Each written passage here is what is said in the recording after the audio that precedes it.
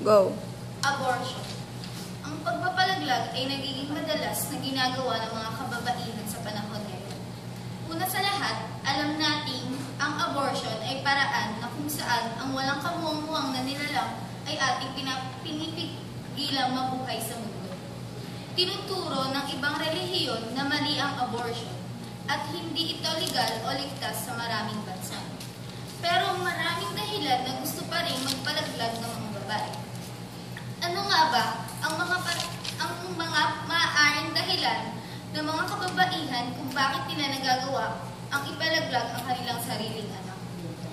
Marahil, sagad na sa kakayanan na mag-alaga sa dami ng kanyang anak.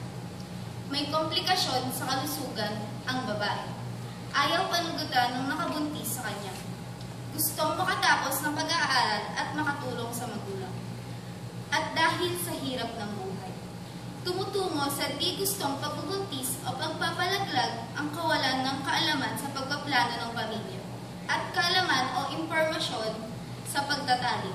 Sa buong mundo, 46 milyong pagpapalaglag ang ginagawa taon-taon. Karamihan dito, nabubuhay ang kababaihan, kahit na hindi ito legal.